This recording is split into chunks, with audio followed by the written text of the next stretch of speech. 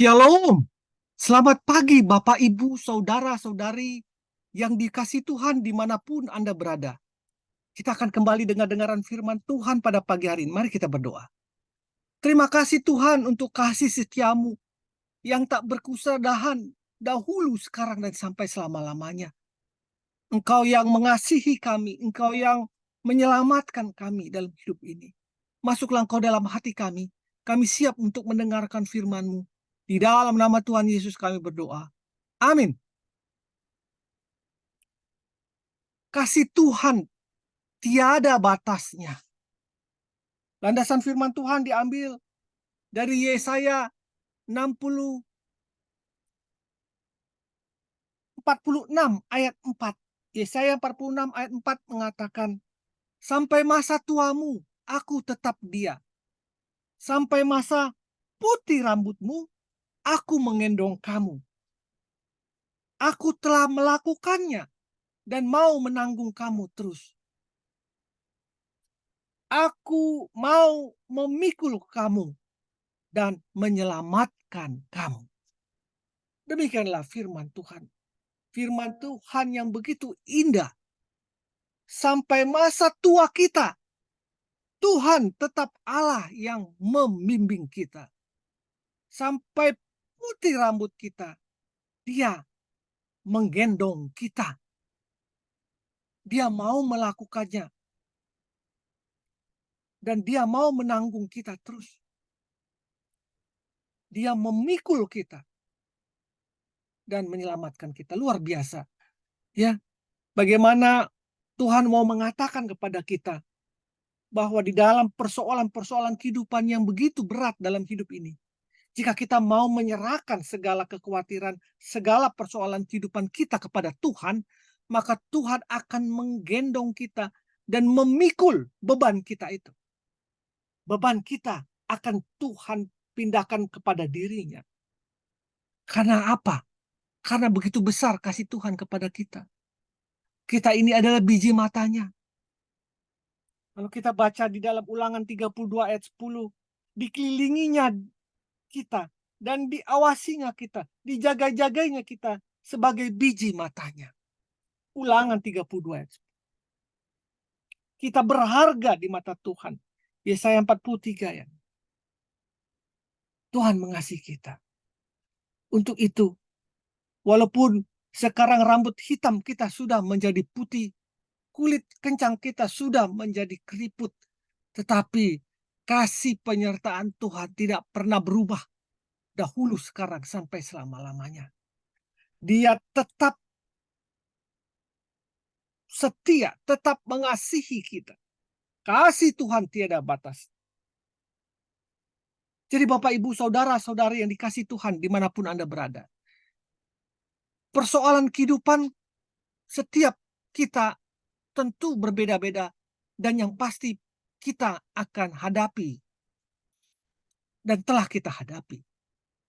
Satu hal pada waktu kita melakukan pertandingan kehidupan itu, pastikan bahwa kita menang akan pertandingan itu. Pengertian menang di sini adalah kita tidak menjadi tawar hati, kita tidak menjadi putus asa, dan kita tidak terlalu mengasihani diri kita. Ingatlah bahwa pertandingan kehidupan kita, walaupun persoalan-persoalan terus berjalan, walaupun kesehatan kita menurun, walaupun keadaan ekonomi kita tidak seperti dulu lagi, tetapi jika kita menyerahkan beban kehidupan kita kepada Tuhan, kita menyerahkan kekhawatiran kita kepada Tuhan, maka Tuhan yang akan menolong kita. Dia akan menggendong kita. Dan Dia akan memikul beban kita. Luar biasa kan janji Tuhan.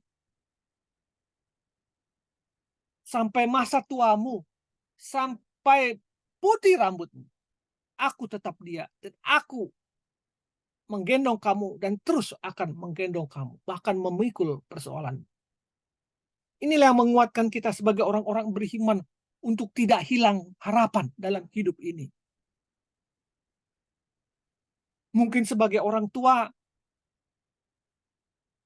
kita menghadapi problem dengan anak-anak kita. Mungkin sebagai orang tua, kita menghadapi masalah-masalah kesehatan kita.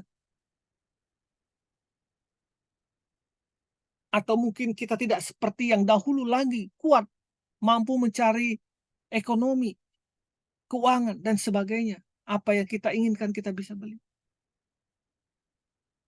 Tetapi itu yang bukan Tuhan mau. Tuhan mau kita kaya di hadapan Tuhan. Tuhan mau kita mau memberikan segala persoalan itu kepadanya.